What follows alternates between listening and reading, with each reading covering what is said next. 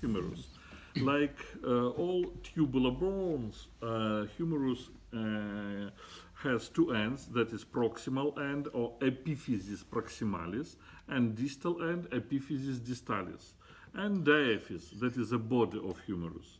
Proximal epiphysis consists of head of the humerus, caput humeri, and behind of the neck that is anatomical neck, that is column anatomicum, and it is surgical neck because fracture of humerus more frequently it is in this place. That is why this place has name column chirurgicum, surgical neck, column chirurgicum. These two tubercles, greater and lesser, tuberculum majus and tuberculum minus, they are apophyses. They has additional point of ossification, and it is absent articular surface. From greater tubercle start crest of the greater tubercle, that is crista tuberculi majoris, and from lesser tubercle crista tuberculi minoris, and space between them it is sulcus intertubercularis. Posteriorly, diaphysis of humerus has a wide groove. It is this way, that is a spiral groove or groove of the radial nerve, sulcus nervi radialis. Distal end has condyle, condylus humeri, that is condyle, and condyle consists of trochlea humeri, and capitulum, small head, capitulum humeri, and two epicondyles, epicondylus medialis and epicondylus lateralis. Condyle, that is epiphysis, distal epiphysis, and epicondyle, they are apophysis. They also have points of ossification, additional points of ossification.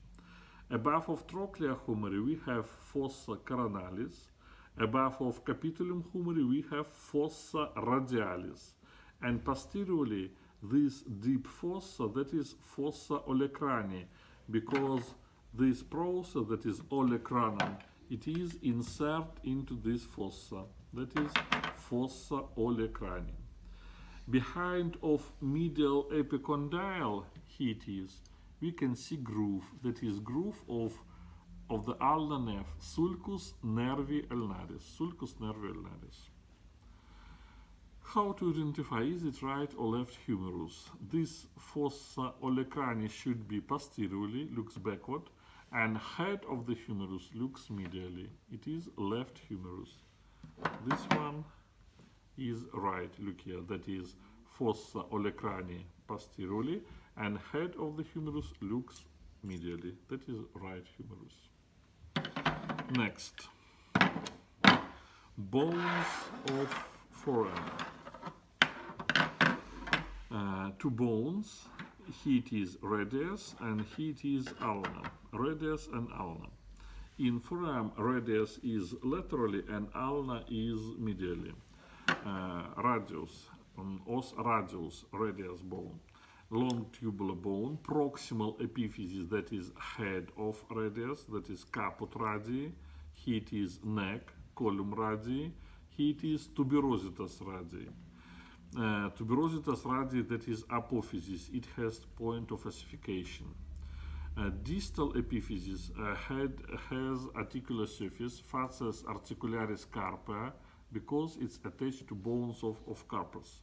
And styloid process, processus styloidus, it is notch, incisura ulnaris, because ulna attached, head of the ulna attached to this notch, this way, that is incisura ulnaris. This sharp border, that is margo interossa, it's look to opposite bone, it's look medially. It is left radius because tuberositas looks forward, and this notch incisura ulnaris should be medially, because radius is medially from radius, it is ulna, that is correct position, that is left radius. Clear it is? This radius is right because notch looks medially and tuberositas looks forward. That is right, and here it is left radius. It is artificial, that is so small, and that is original bone. Next, ulna. The same long tubular bone. Proximal epiphysis has two processes, that is olecranon and processus coronalis. Between them, trochlear notch, incisura trochlearis, because this notch surround trochlea humeri. Incisura trochlearis. Below from it we have tuberositas ulna, tuberositas ulnaris, and incisura radialis. This notch should be laterally because radius is laterally from ulna. Distal epiphysis has head of the ulna, caput ulna. It is small part of stylate process, processus styloidus, and this border is also margo interossa like in radius. This is not, size is not correct. Here it is better. Okay. Both of these bones, radius and ulna, both of them has anterior surface, facies anterior. Here it is facies lateralis, and here it is facies medialis. Sorry. Here it is facies anterior, here it is facies medialis, here it is facies lateralis, and this one, both of them has facies posterior. Anterior surface both here and here, posterior surface here and here, and this bone radius has lateral surface and ulna has medial surface. Head of the ulna, peripheral surface of head, has articular surface, that is circumferentia articularis, and the same with radius. This peripheral surface of head of radius has articular surface, that is circumferentia articularis. Now, bones of the hand. All bones of the hand subdivides into bones of carpus, metacarpals, and phalanges. Usually we have three phalanges: proximal, middle, and distal. Only first finger has two phalanges, proximal and distal. Here it is broken, part of distal phalanx. Proximal and distal, two phalanges in first finger, that is in thumb, and three phalanges in all the other fingers.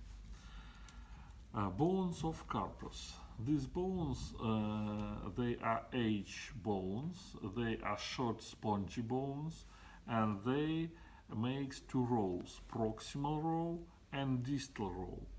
We start to count from first bone in row that is opposite to thumb, and last bone opposite to little finger.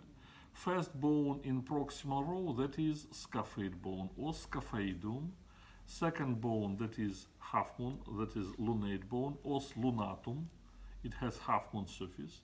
Then os triquetrum and pisiform bone in proximal row, and distal row os trapezium, os trapezoidum, os capitatum, and hamate bone, os hamatum. Try to see here. Sorry. Thank you.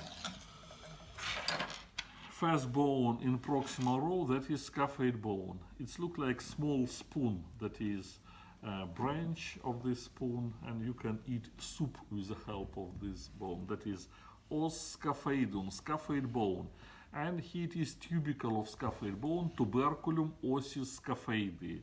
That is first bone in proximal row, opposite to thumb.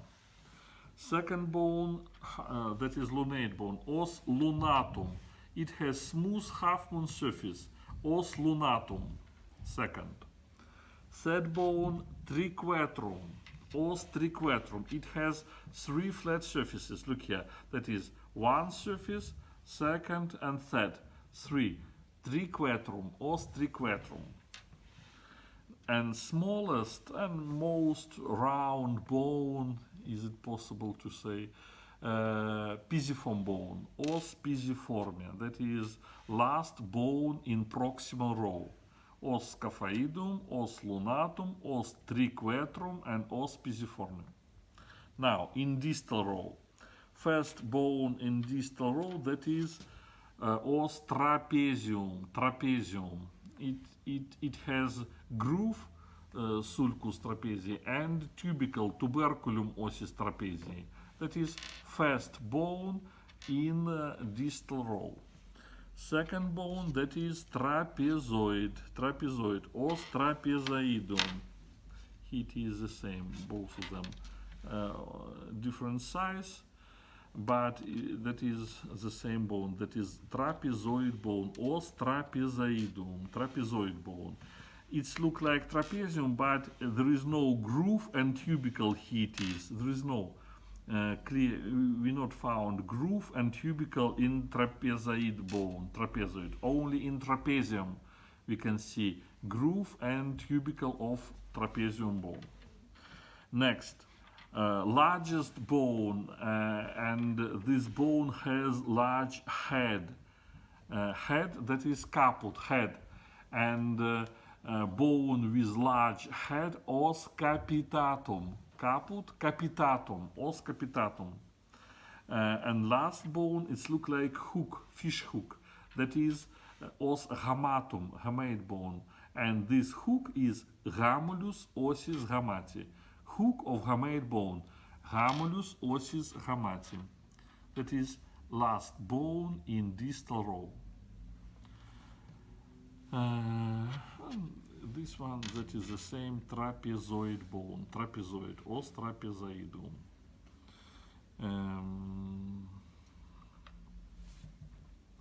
That is a metacarpal bone. Metacarpal, that is short tubular bone. It consists of base and head, and between them diaphysis. It is short tubular bone, and it is monoepiphyseal bone. Monoepiphyseal, because only one true epiphysis. Because point of ossification present only in base of this bone. Head of this bone have not got point of ossification. That is why it is monoepiphyseal bone. And here it is proximal phalanx, the same, has base and head. It's also monoepiphyseal bone. The same in middle phalanx, phalanges medius. We speak about base and head, and distal phalanx has base, basis, base of the distal phalanx, and tuberositas. Here it is tuberositas phalanges distalis. Tuberositas phalanges distalis. That is all. Have you got any